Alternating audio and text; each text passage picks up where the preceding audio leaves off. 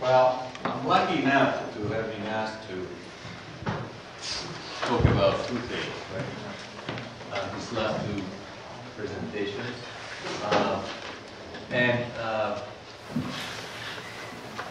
My first temptation is to ask you guys,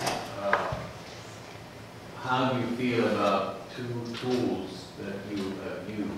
In the first case, images of the different spaces through photography. In the second case, the card game, which are very different tools of somehow both inventorying the existing situations and setting up an analytical grid through which make comparison.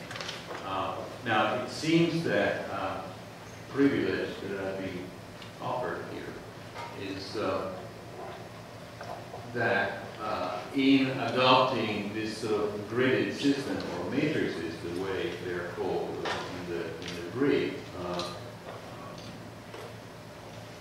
I wonder what is your sense between the two tools that somehow you've invented beyond the classic mapping with the dots and the location that seem to be recurrent in the studio choice for that particular rectangular swab, which you put information. Because I think that there are very interesting potentials in how you can use those systems of mapping towards producing or exploring some of the questions that you have raised. And for example, in the second group, let me check my notes just in case I said something might very well happen. When you talk about leading models and you make your card games where you have these parameters, which is units per acre, distance from subway, employment, and so forth, it wasn't clear to me at all what the game was. Because the way in which it seemed to relate with the data that you had shown before, the population growth, and so forth, when you said, and the housing that is closest to the subway wins, I really didn't get that one. Because to a certain degree, by choosing a parameter, closeness to the subway, and then saying that that is the strongest card, it's not clear to me how you're opening up possibilities. So my impression is that the four variables, modernist urban design, political failure, the racial, the racial connotations, and the least desirable location, are actually the operators of those cards that you have set up.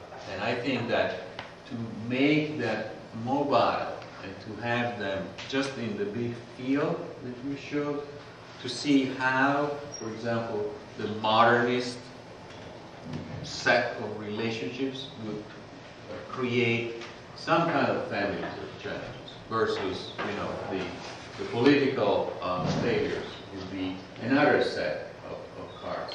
And so I think that that's something that your work is challenging, which is to invent these new ways of representing and addressing and knowing the city, which are not just two-dimensional map-based or based on photographic documentation, whether it is on the ground or from Google, it doesn't matter. I mean, it's always relatively remote. And so, similarly, in the grid of photos that were shown by the group before, I wonder how you would activate these categories that you have identified and eventually then unfolded as expressions of collective culture.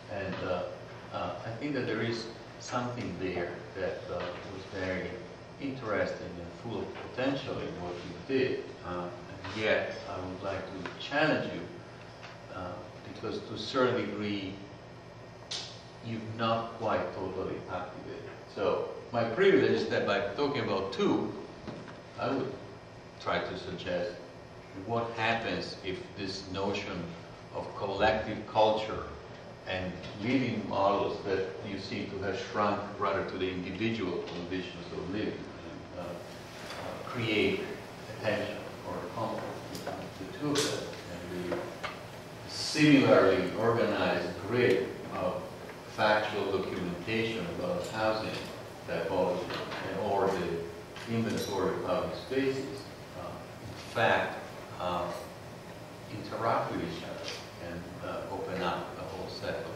conversations. So at the end of the day, you know, obviously I'm very curious, and that's maybe a general question, on how these four categories of analysis that have been presented tonight get to be cross-referenced, activated, suggesting that there is plenty, even in the conceptual format that these two presentations have offered, that would suggest basically allowing the matrix to become a very active tool as opposed to basically a tool of classification where things get to be positioned in a column or in a line according to some sort of logic that at the end is not quite a challenge, which is what a matrix or a game would allow you to do. And so I think that that's something that might open up a little bit of a conversation. First of all, among these two groups that have been doing here, and then maybe which is the garden. Actually, that's the school. The game where you crisscross them. First of all, it's a pleasure to hear the master Sandra to speak again after I don't know, a few years of being in this I guess room, in this space in the school, back in school. It's great. I guess I can talk from my experience of living in Crown Heights and the little work I've done there as a designer this year, working with a community there. And I guess what I can speak of is the role of designer when we try to add this social dimension to our design. I guess the first group was talking about certain physical aspects of their research, which was the fencing and how these social barriers are created in the gardens. And in the second group, this physical part of the analysis was the typology, and I guess the social part was like trying to ask what is the typology for I guess current social groupings of people in the neighborhood. I guess I'm going to talk of my experiences. Basically, you have to design a way to approach people and engage them in the design process.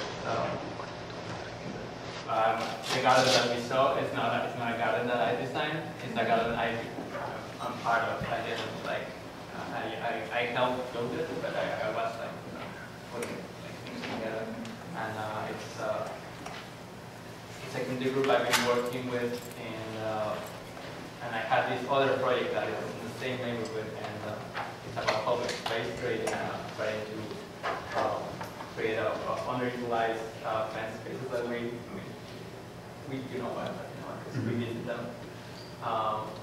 And for me, it was something totally new, like add this social dimension. How do we really just approach to the group and write your hands and talk. I don't know how are you coming from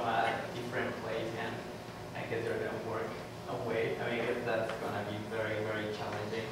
Mhm. But I guess if your designs can incorporate from the beginning of your analysis, can think the way in which you can engage public in the design itself. I hope this is clear. But I'd like to take that because we had a big discussion as a group, and I would like to open it up to both the students and our guests from MIT and rest of the faculty.